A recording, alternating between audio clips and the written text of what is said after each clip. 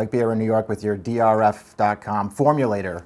Race of the day for Saturday. We're going to Aqueduct. Race number 9 is the 62nd running of the Grade 3 Gotham Stakes for 3-year-olds. There's a $500,000 purse for this race, and there are 50 Derby points to the winner. The Kentucky Derby is only about 9 weeks away at this point, so those 50 Derby points very possibly could just get somebody right into the field. The winner of this race is going to be sitting in a very good position as far as making the Kentucky Derby field goes.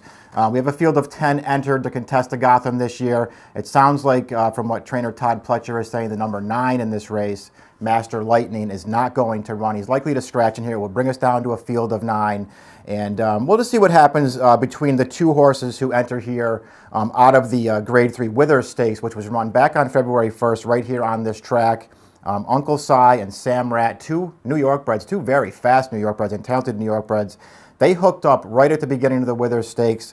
They pretty much contested each other all the way around the track, and at the end of the day, Sam Rat proved to be a little bit better of the 2, and he edged ahead at the end of that race. I thought both of those horses ran very well in this race. We will see how much that hard duel took out of these 2 horses, and if they can bounce back and run the same kind of a race here, because I think it's pretty clear from looking at those 2 horses on paper that if they run that well again, they're just going to be very tough for this field to beat. I doubt that they'll be hooking up early again in this race. Sam Rat is drawn more towards the outside again, and I'm assuming that he'll have to go and try and get some position.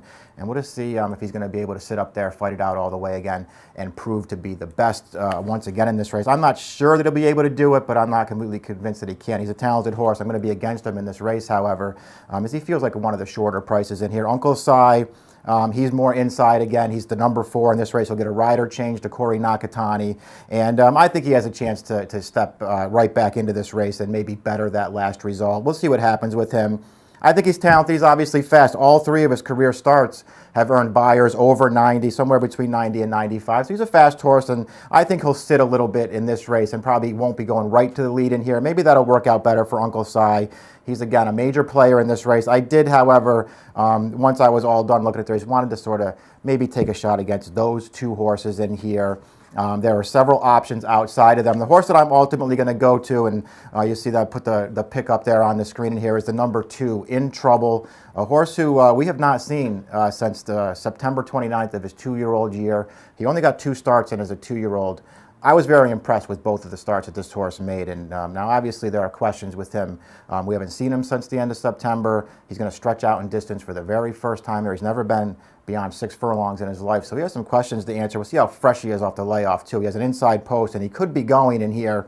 And, maybe, if he's trying to make the front in this race and he's hooked up with a horse like Sam Rat, they may not work out too well. But just to going back and watching his 2 starts as a 2-year-old, he showed plenty of handiness in both of those starts. He was fast from the gate, and he had speed early, but he was not intent on the lead either time. He tracked other horses very comfortably, and I feel like if he's going to be able to do that right off the bench here, he may pull a very good trip from this inside post. I think he's a good horse. I think in a lot of ways, if he's going to come back at 3, as good as he was at 2, and perhaps even better than he was at 2, he may be better than these horses. I really feel like he's a big talent in here. Obviously, Pletcher has 3 entered. He's only going to run 2. The big gun out of his barn is Harpoon, number 10. The post isn't great, but he'll move in 1 spot with the scratch. And look, he's a horse who can win. He's run well in all of his starts. None of his 5 career starts so far have been super impressive. He's only 1 for 5 with 4 seconds. I don't love that about him. He's a horse who has trouble changing leads through the stretch. I don't love that about him. He ran pretty well in the Sam Davis last time, though. He was off the pace. It wasn't a fast one.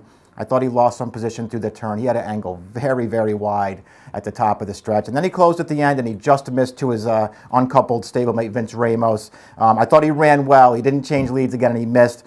He's going to have to, at some point, at some stage, he's going to have to grow up, and he's going to have to run a complete race for once. He's a short price every time, and he rarely gets it done, but he's a player in this race, especially if the pace develops. I'm going with In Trouble. There are several other ways to go in here in a really, really good running of the Grade 3 Gotham, and if you want to bet this race from home because it's very cold outside in New York, you can do so with DRF Bets. You sign up for DRF Bets now, you get free access to DRF PPs, you get free access to DRF Plus.